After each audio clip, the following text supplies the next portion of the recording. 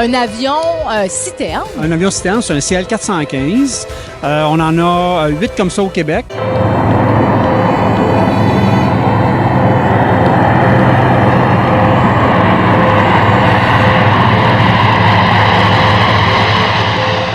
Les pilotes, typiquement, ce sont des pilotes qui viennent de la brousse. Ils ont fait beaucoup d'années de brousse, habitués à piloter à basse altitude, dans des petits lacs, dans tout le territoire québécois, dans toutes sortes de conditions. Ça prend aussi une excellente expertise comme pilote de ligne. Donc, ça prend les deux. C'est ce qui fait la nature un peu spéciale de cet emploi-là au gouvernement du Québec.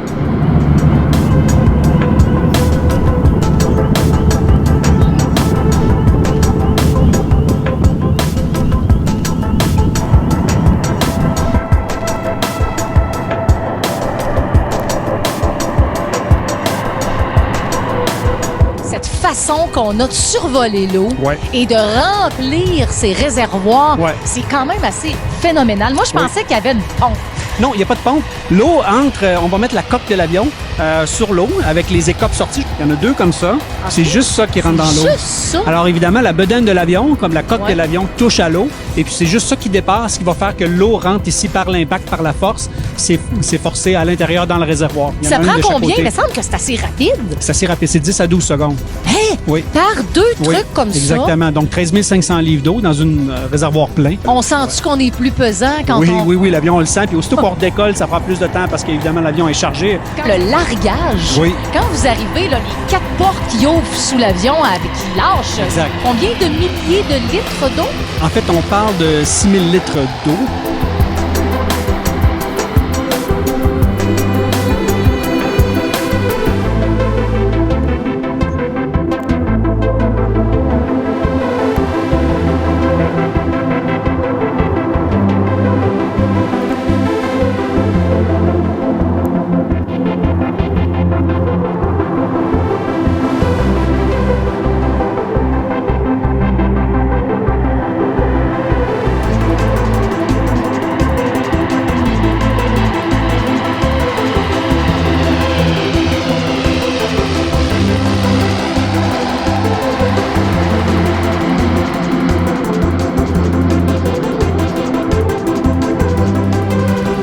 Un pilotage d'un avion comme ça, il n'y a pas beaucoup de choses qui sont automatiques. Probablement que c'est très manuel. Tout est manuel dans cet avion-là. Bon, évidemment, il y a des systèmes hydrauliques, électriques et tout, mais c'est un avion qui est foncièrement, qui se pilote à la main. Il n'y a aucun autopilote.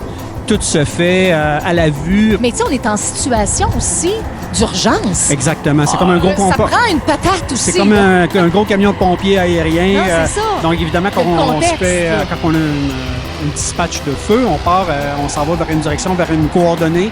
Et puis, évidemment, cet avion-là a été conçu pour arriver sur scène le plus rapidement possible. On est toujours les premiers arrivés. C'est ça qui arrive aussi. Avant les pompiers de sol, avant toute intervention. L'attaque initiale, c'est comme ça qu'on appelle ça. Puis ces avions-là ont été conçus pour ça, pour arriver le plus rapidement possible sur scène, contenir le feu.